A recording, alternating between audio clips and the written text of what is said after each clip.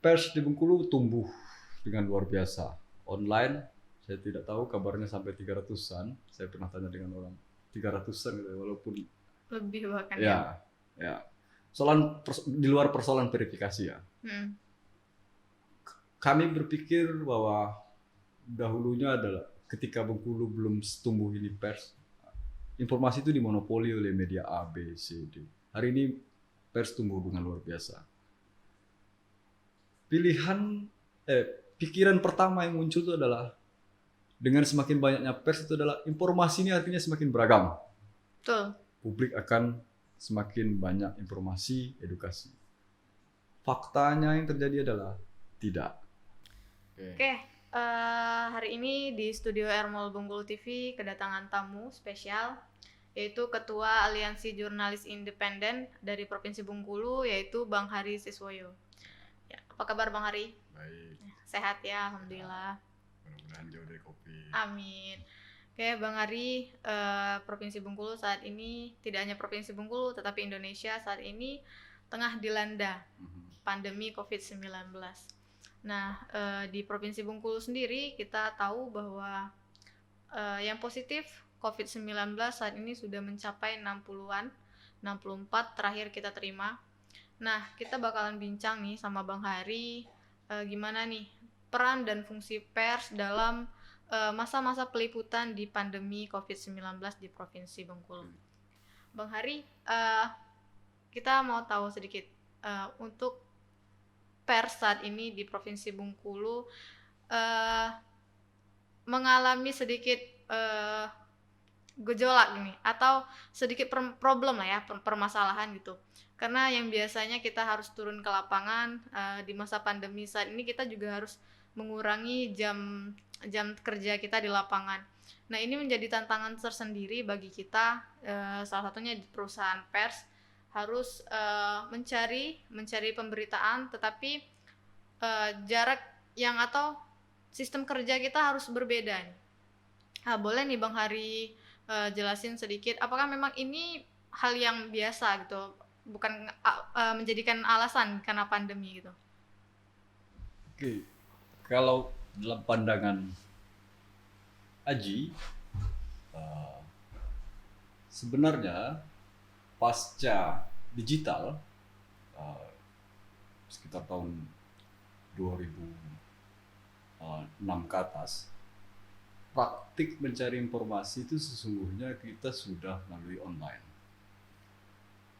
Terlepas masa pandemi atau tidak, praktik pencarian informasi itu merubah. Dahulunya harus turun ke lapangan, akhirnya bergeser dengan digital. Ada perubahan pola jurnalisme. Kalau kita ingat kalau kita ingat dengan sosok Norman Kamaru, Norman Kamaru Brimob yang populer di YouTube dengan joget caya-caya. Jurnalis akhirnya mencari informasi seorang Norman Kamaru itu dari media sosial. Dia populer di YouTube, akhirnya didatangi, dicari dan diliput, akhirnya menjadi bahan pemberitaan. Tanpa ada jurnalis pun juga sebenarnya Norman Kamaru sudah populer di YouTube. Itu jauh sekali sebelum masa pandemi. Saya di Jakarta pernah soal bom Tamrin. Bom Tamrin itu terjadi tahun 2016. Tidak ada jurnalis yang bisa mengakses lokasi ledakan. Kalaupun ada di lokasi, itu ada biasanya itu kepolisian itu akan membuat proses jamming. Jamming itu semacam mengunci sinyal. Ya. Jadi kita akan kesulitan mengirim data dan informasi. Terus juga kita tidak akan bisa mewawancarai orang dalam kondisi yang crowded. Siapa sumber kita? Media sosial. Twitter, Facebook, dan sebagainya. Itu menjadi mata publik. Kami mengandalkan data itu, tinggal izin, apakah benar ini, kita akan bisa dalam waktu singkat banjir foto bom, foto ledakan, foto orang dan sebagainya. Hari ini 2020 pandemi terjadi. Apakah praktik kerja kita bergeser? Saya pikir sebenarnya tidak seutuhnya bergeser. Ada hal-hal yang tetap bisa dikerjakan. itu kalau cuma sebatas praktik untuk meliput konferensi pers, itu sebuah hal yang mubazir untuk praktik kerja jurnalisme. Jurnalisme itu idealnya melakukan investigasi. Kalau dia butuh ke lapangan dalam peliputan, proses investigasi itu betul butuh ke lapangan. Sumber pencarian informasi itu ada wawancara, ada literatur, ada internet, dan banyak lagi maksudnya sumber informasi. Apakah kita terkunci di pandemi ini gara-gara pandemi kita tidak bisa mencari informasi dan mengenai? Saya pikir tidak ada yang bergeser sebenarnya. Cuman memang dominannya hari ini, mau tidak mau, jurnalis memang harus untuk menghindari dampak, memaksimalkan online. Walaupun faktanya ketika Bengkulu 31 Maret zona merah, berapa hari sebelum itu masih banyak Pemda. Aji sudah mengingatkan secara lembaga, kami secara nasional itu sudah mengkampanyekan sejak awal Maret bahwa stop konferensi pers terbuka, hindari penugasan wartawan ke lapangan, tapi beberapa perusahaan kita kadang-kadang masih tadi kaku. Dia mengandalkan data basisnya harus ketemu fisik. Itu yang idealnya tidak. Kalau kita tahu data itu tidak harus ketemu orang, by phone itu bisa dapat data, by email itu bisa dapat data, by messenger itu bisa dapat data, recording itu bisa juga dapat data. Bang Hari, di masa pandemi saat ini kan pers menjadi sebuah tantangan baru nih bagi pers ya kan, di mana pemberitaan kita banyak banget nih aturannya kan, terlebih lagi ketika kita harus memberitakan kasus-kasusnya seperti korban gitu kan, sudah ada yang mengaturnya melalui Dewan Pers kan. Nah, Bang Hari, banyak juga yang bilang bahwa sebenarnya pers itu tuh juga menjadi salah satu garda terdepan. Nah, menurut Bang Hari, pers itu di masa pandemi ini di mana nih? Posisinya di mana?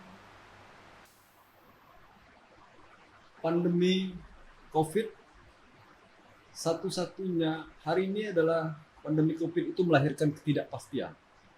Kita tidak tahu kapan vaksin, kita tidak tahu bagaimana menyebarnya, kita tidak tahu bagaimana tiba-tiba daerah ini bisa terjangkit dan sebagainya. Problem terbesar dari pandemi itu adalah ketidakpastian. Pemerintah pun juga tidak paham kadang-kadang informasi A, B, C, D. Ahli pun juga masih mencerna bagaimana ini. Termasuk jurnalis pun juga. Tapi kita coba buat protokol liputan. Bagaimana pers bisa tetap bisa menjaga informasi, mengabarkan informasi dengan tidak terdampak. Hari ini karena ketidakpastian itulah semestinya tugas pers itu adalah menjelaskan hal-hal yang tidak pasti. Publik gelagapan hari ini, kebingungan informasi A, B, C, D, ada misinformasi di media sosial, hoax beredar di mana-mana. Yeah. Terus ada gagap komunikasi massa dari pemerintah dan sebagainya. Terus siapa yang bisa dipercaya? Pers idealnya bisa menjadi bagian itu, menjelaskan ketidakpastian itu. Cuman bagaimana menjelaskan ketidakpastian itu, persnya juga masih tidak pasti bagaimana menjalankannya sendiri. Dia masih kebingungan juga. Banyak pers hari ini masih terbiasa pola lama mencomot isu-isu viral di media sosial, itu yang dijadikan andalan berita. Terus apakah kita harus mengandalkan data otoritas dari pemerintah itu menjadi pegangan? Jurnalis harusnya bisa mengkalibrasi atau mencari ide tambahan atau membantu informasi yang lain. Jangan sampai terjebak di dalam satu. Berarti di masa pandemi ini sebenarnya kepiawaan kreativitas para jurnalis itu tumbuh ya Bang ya, karena kebiasaan lama yang mencomot kemudian terpaku pada satu seperti konferensi pers seperti itu kan, yang dimana pada saat masa pandemi hal-hal yang seperti itu kan sudah dibatasi.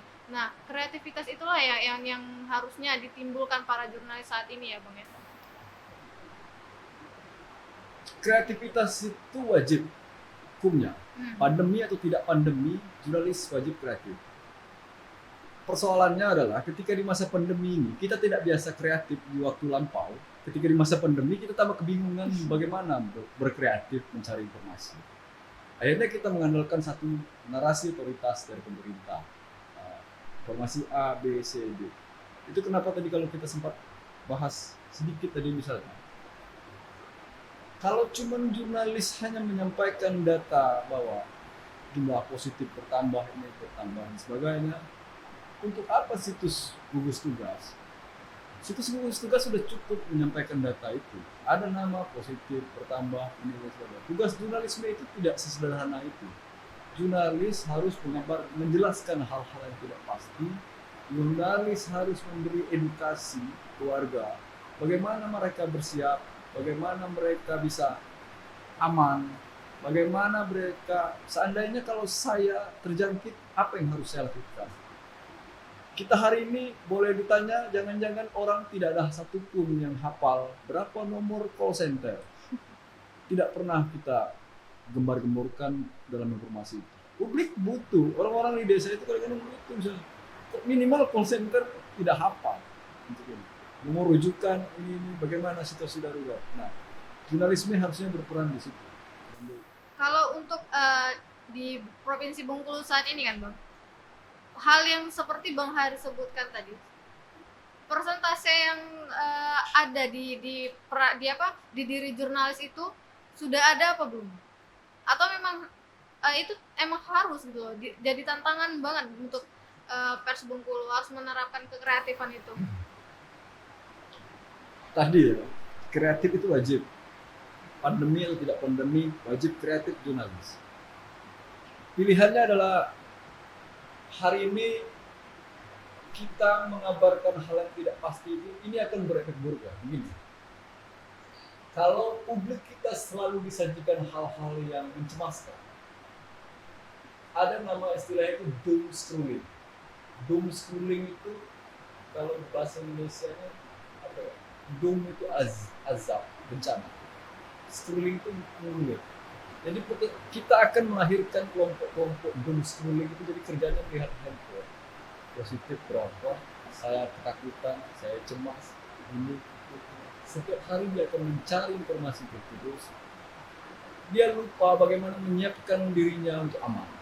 Nah, pers jangan memproduksi agar orang-orang jadi doom scrolling. Kalau semakin banyak orang doom scrolling tadi yang sibuk tiap hari menggulir informasi positif, negatif, meledak, bertambah, ini tidak akan muncul itu. Malah kekhawatiran. Malah semakin kekhawatiran. Yang kita butuhkan itu adalah bagaimana ya kreatif misalnya. Jurnalis bisa dalam informasi yang disajikan, misalnya bisa kita buat misalnya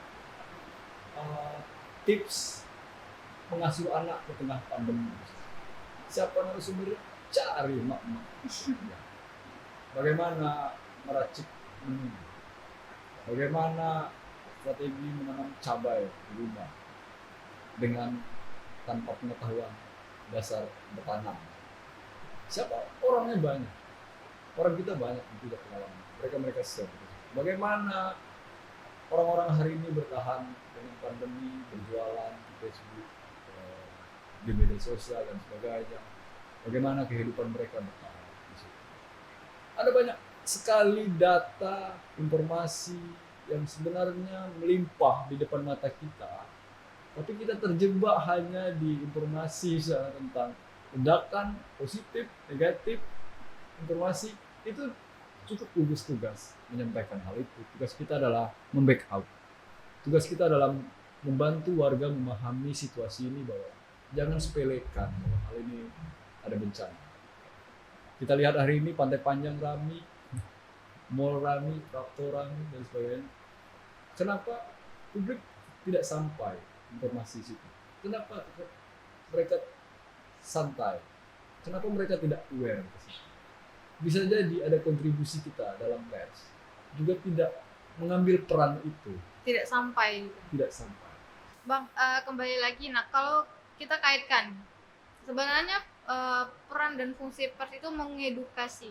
Apa yang sebenarnya kalau memang di gugus tugas itu nggak harus diberitakan, mereka juga bisa mengaksesnya dengan sendiri karena situsnya sudah ada. Iya. Tapi sisi lain itu tadi kita mencari hal-hal yang mungkin bisa lebih menghilangkan lah kekhawatiran masyarakat ya terkait meledaknya positif dan pencegahan lah mungkin ya Bang. Nah di sisi lain Bang, kita tidak menutup tidak semua wartawan yang seperti itu kan Bang. Ada juga wartawan yang kritis gitu. Pola pikirnya sudah seperti yang Abang Hari sebutkan tadi. Nah, pertanyaannya, jurnalis saat ini kadangkala terbebani atau kesulitan nih Bang dalam mencari informasi yang fakta dengan salah satunya itu tertutupnya komunikasi dia dengan narasumber gitu kan Bang. Salah satunya narasumber yang berkompeten. Kadangkala narasumber tersebut nggak mau angkat bicara, itu kan membuat itu kadang-kadang yang membuat kejengkelan pada para jurnalis itu kan sebetulnya kan Bang. Nah padahal di dalam Dewan Pers aturan jurnalis itu memang sudah ada aturannya bahwa data yang diperlukan oleh jurnalis itu sebenarnya emang harus disampaikan. Nah, dan kadang-kala itu yang membebani para pers itu kadang-kadang.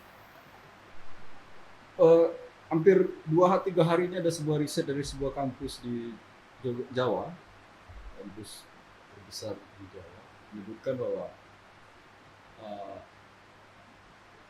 jurnalis paling rentan stres masa pandemi, hampir 56%.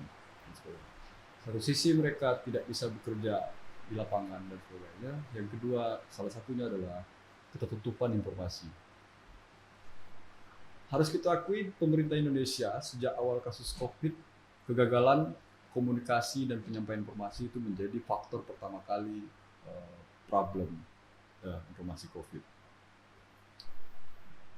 Jurnalis sudah menyuarakan bahwa sampaikan data itu. Tapi memang di tataran pemerintah kita masih latah juga dan informasinya dicicil. A, B, C, D, E, tidak dijamreng seluruhnya. Secara prinsipil dalam kode etik jurnalis juga harus menjaga privasi seseorang. Kasus pandemi sebelum kita ke narasumber tadi ya, pasien misalnya, jurnalis tetap idealnya tetap harus menjaga nama, privasi yang alamat dan sebagainya. Kalau kita melihat di situs gugus tugas yang setelah disajikan oleh pemerintah hari ini, memang belum seutuhnya lengkap, tapi ada setidaknya bisa membantu informasi.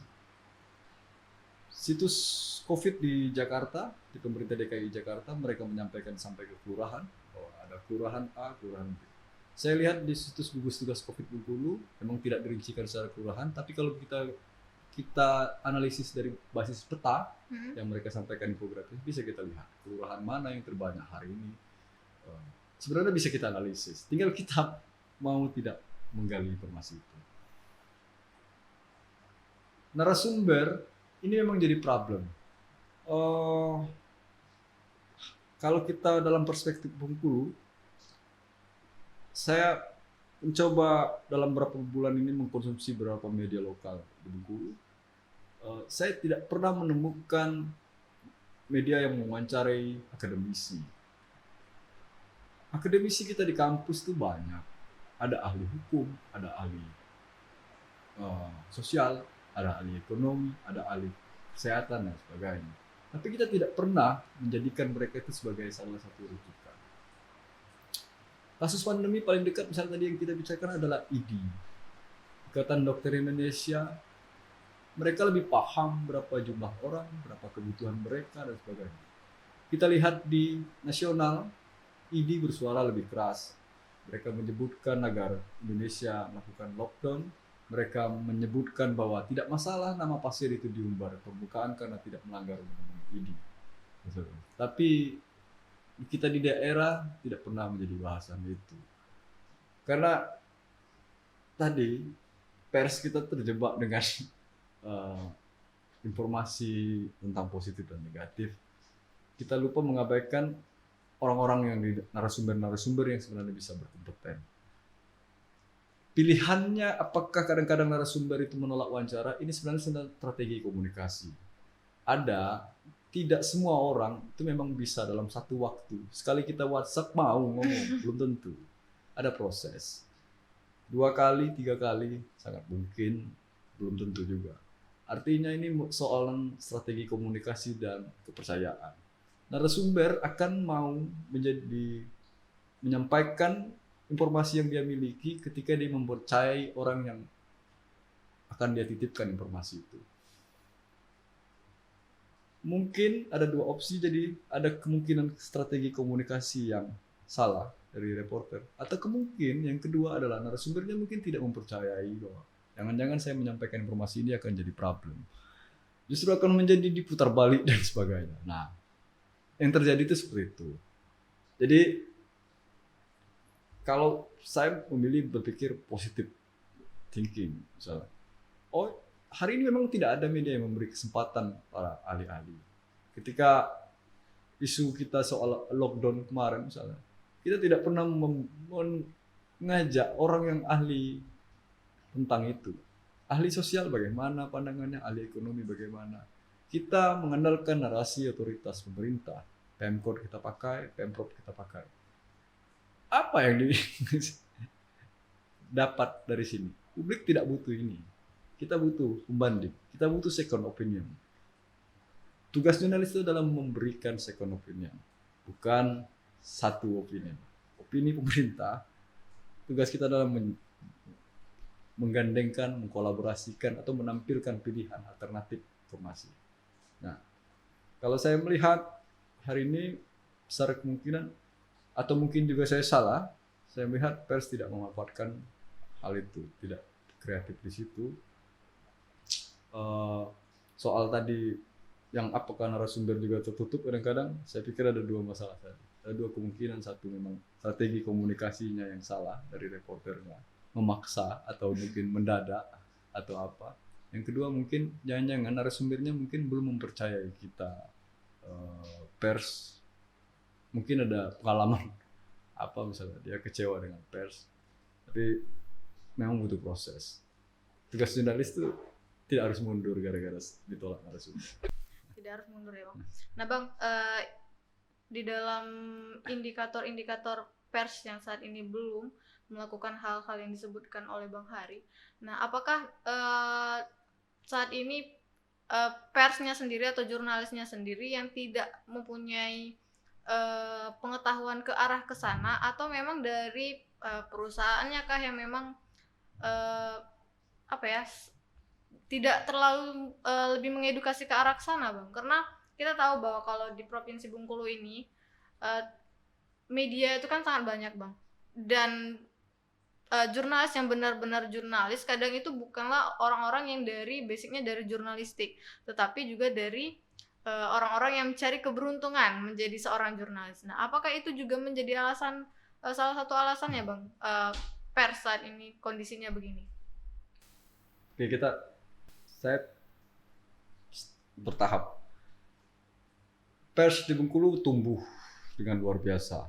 Online, saya tidak tahu kabarnya sampai 300-an. Saya pernah tanya dengan orang 300-an gitu, walaupun lebih bahkan ya. Di luar persoalan verifikasi ya. Kami berpikir bahwa dahulunya adalah ketika Bengkulu belum tumbuh ini pers, informasi itu dimonopoli oleh media A, B, C, D. Hari ini pers tumbuh dengan luar biasa. Pikiran pertama yang muncul itu adalah dengan semakin banyaknya pers itu adalah informasi ini artinya semakin beragam. Betul. Publik akan semakin banyak informasi, edukasi. Faktanya yang terjadi adalah tidak. Pers banyak, informasinya tidak beragam. Informasinya yang ini sama, ini sama. Ketika si A beritakan mutasi, si B akan beritakan mutasi. Tidak ada keberagaman informasi. Informasi akhirnya tetap dimonopoli. Perubahan monopolinya cuma berubah dari yang sini pindah ke sini monopolinya. Dan ini mau monopoli yang ini mau monopoli yang ini. Tidak ada keberagaman informasi. Tidak ada keberagaman informasi itu mengindikasikan bahwa praktik kerja jurnalismenya juga ada problem di belakang itu. Bahwa ternyata kerja-kerja jurnalismenya itu seragam, artinya yang diadopsinya itu seragam dengan yang lama, walaupun dia buat baru, cuma ganti baju. Sangat mungkin, artinya ketika kita menemukan bahwa tidak ada informasi apapun di media A, B, C, D sama misalnya, karena apa? Praktik kerjanya seperti itu. Lalu apakah ini berkaitan dengan si A lulusan jurnalistik atau tidak? Saya pernah diundang di Universitas Bengkulu di Fakultas Komunikasi dan Jurnalistik. Pertama kali hal yang saya bicarakan dengan dosen itu adalah bahwa jurnalis pers itu tumbuh banyak. Saya tanya, berapa banyak lulusan jurnalistik yang masuk di dunia pers atau perusahaan pers yang ada di Bengkulu? Tidak ada data sama sekali. Ada jawabannya bahwa ada, tapi orang-orang itu adalah lulusan yang mungkin tahun-tahun berapa misalnya. Setahun sekali kita memproduksi, mengeluarkan lulusan jurnalistik. Apakah mereka semuanya terserap ke pekerjaan pers? Tidak ada data. Tidak ada. Ini saya coba tanya ke para mahasiswa, ternyata ada hal besar hari ini yang mestinya jadi membuka mata kita bahwa adalah pasca dunia digitalisasi, media massa yang selama ini cuma terkotak bahwa ada radio, ada online, ada koran, ada majalah. Hari ini kita siapa yang menyangka hari ini ada YouTuber, ada content creator. Mereka praktik kerjanya ada yang berbasis jurnalis. Apakah mereka jurnalis juga? Masuk dalam kategori jurnalis warga. Bedanya, mereka tidak memiliki perusahaan. Hilangkah lulusan-lulusan tadi? Mereka lebih berpikir lebih mandiri di situ. Jadi,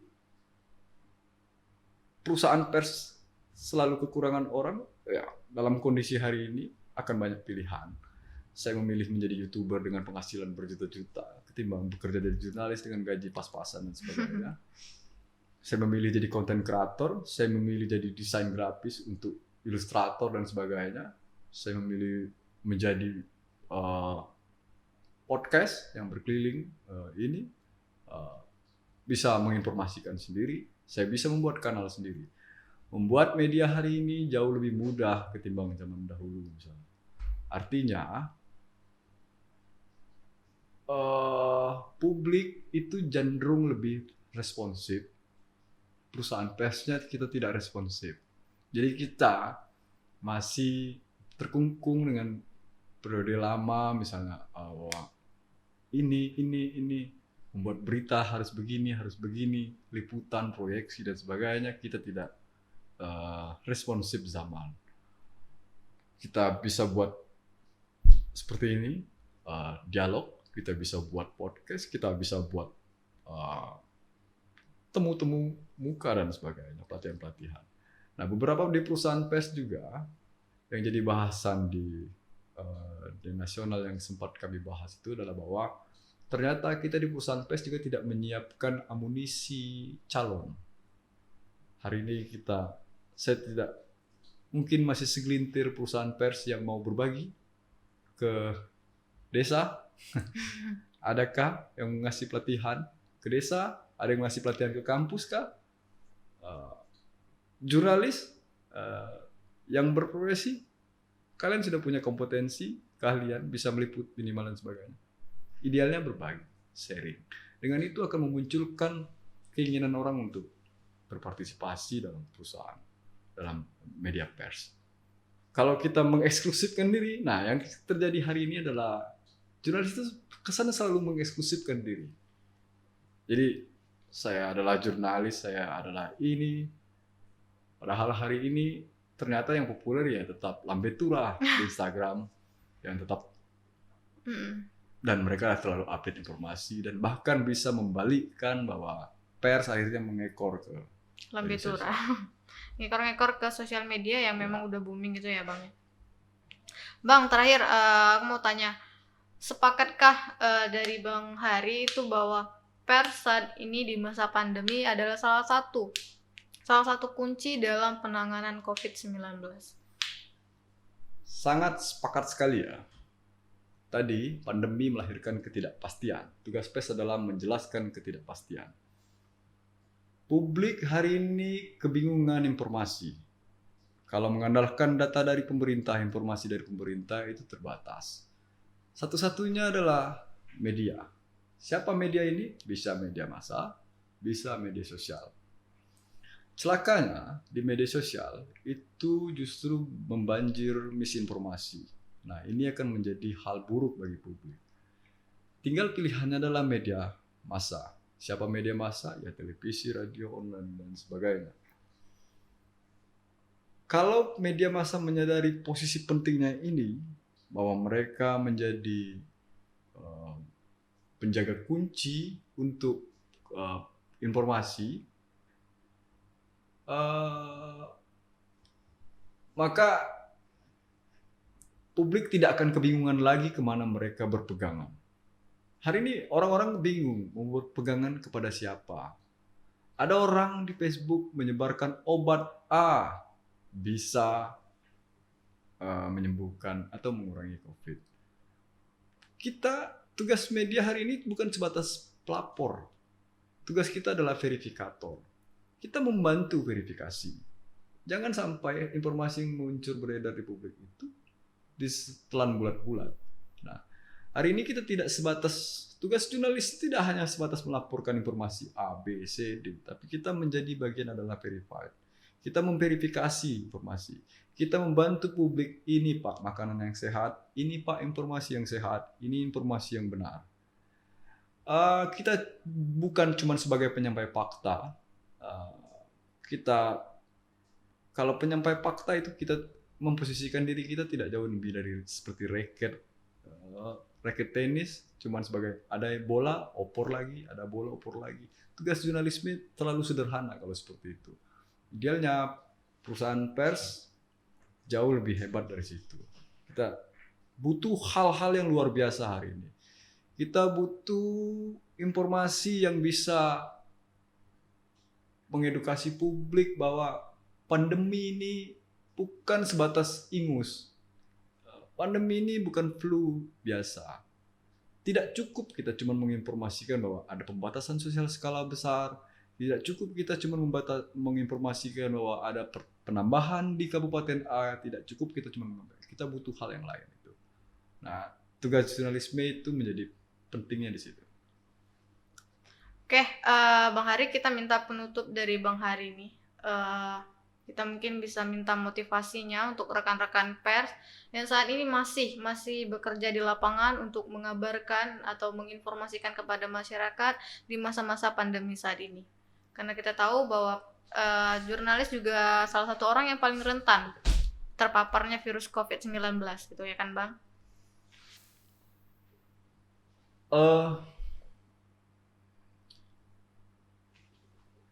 Kalau masih ada yang banyak lapangan, itu cukup.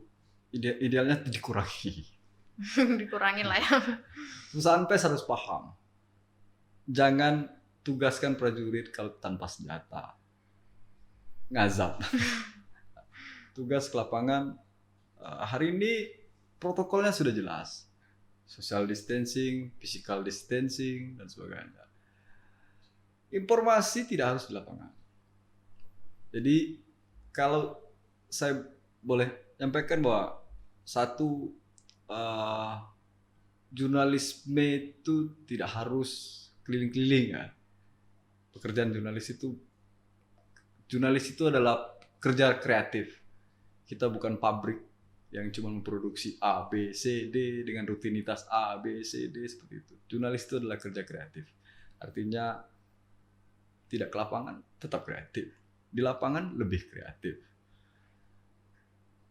Itu jurnalis harus patuhi protokol keamanan. Kami secara lembaga AJI itu telah menyusun lama protokol keamanan untuk menghindari narasumber dalam konferensi pers terbuka, cukup by phone, by email atau yang lain. Terus juga kami ingatkan kepada perusahaan pers agar perhatikan kerja wartawannya, jurnalisnya. Jangan suruh tugas ke lapangan tanpa dibekali senjata, tanpa dibekali hand sanitizer, dibekali masker dan sebagainya. Aji kemarin lalu melakukan riset-riset kecil, kami melakukan riset kecil, ternyata hampir sebagian besar dominan perusahaan pers di Bengkulu tidak memfasilitasi wartawannya masker. Dan itu paling murah sekali. Kalau dihitung-hitung tidak sampai 50.000, hand sanitizer 35.000, masker berapa lah untuk menugaskan kerja jurnalis. Yang ketiga, saya pikir kerja jurnalisme tidak sesederhana itu cuma sekadar melaporkan kejadian A, B, C, D. Jurnalisme itu adalah sebuah tugas mulia yang punya nilai dan bisa jadi acuan untuk publik. Kita tahu hari ini gempuran media sosial itu luar biasa. Media-media kita keteteran bertempur dengan Facebook, dengan Google. Kalian capek-capek jurnalis menulis, media menulis A, B, C, D, tapi yang mengatur distribusi adalah hari ini Google, Facebook, Yahoo, search engine dan sebagainya. Iklan media hari ini luar biasa. Banyak media yang mulai keteteran mem-PHK jurnalis. Bahkan ada yang mulai mengurangi gaji jurnalis. Ini memang jadi problem besar. Belum lama ini AJI, SMSI, JMS, ATVSI, JTI, dan organisasi konstituen Dewan Pers baru mengeluarkan rilis yang soal insentif pemerintah untuk perusahaan pers. Salah satu yang bisa didorong adalah perusahaan pers yang terkena pajak ini ya. Jadi mereka khusus cetak misalnya diberi keringanan biaya kertas dan sebagainya, terus listrik dan sebagainya. Ini masih didorong ke pemerintah. Mudah-mudahan cukup bisa membantu pekerjaan pers, tapi sekali lagi idealnya perusahaan pers itu tidak bertumpu tangan di situ. Kita banyak sekali hal yang bisa dilakukan untuk pencarian dana. Di beberapa media luar negeri dan Indonesia yang besar nasional hari ini udah memakai sistem subscriber. Jadi kalau mau melanjutkan pembacaan berita yang serius, panjang dan investigatif itu harus berlangganan digital. Saya pikir media-media di Bengkulu bisa melakukan hal itu. Cuman tinggal karyanya saja diperbaiki dan karya investigasinya diperbanyak dan sebagainya. Itu bisa menjadi salah satu sumber pendapatan. Terus juga misalnya membuat informasi-informasi edukatif yang lain yang bisa bekerja sama. Saya sampai hari ini tidak menemukan media lokal di Bengkulu yang menyediakan kanal khusus Corona. Adakah kanal khusus Corona hari ini di media lokal Bengkulu? Belum ada ya? Saya belum lihat itu. Idealnya di situ sudah ada kanal khusus Corona. Dengan itu publik tidak akan tercampur-campur dengan isu politik, isu lain dan sebagainya. Menarik sekali itu jika ada yang menampilkan kanal. Ada kanal khusus Corona. Segala hal tentang Corona di situ, mulai dari tips, mulai dari kejadian, berapa positif, mungkin, sangat mungkin. Kita tidak tahu, ada mungkin calon politik yang mau pasang iklan ya pasang iklan. Kami ada kanal Corona Pak, di situ. Bayar tarifnya sekian. Kan itu soal kreativitas. Kalau cuma mengandalkan hal yang biasa-biasa, maka tidak akan ada perubahan apapun dalam dunia pers di Bengkulu. Untuk itu ya, praktik kerja jurnalisme kita akan seperti itu terus. Oke, luar biasa sekali obrolan kita bersama Bang Hari, salah satu Ketua Aliansi Jurnalis Independen Provinsi Bengkulu. Di masa pandemi ini, peran media adalah salah satu kunci penanganan pandemi COVID-19. Menjaga hak publik atas informasi menjadi kebutuhan yang mendasar.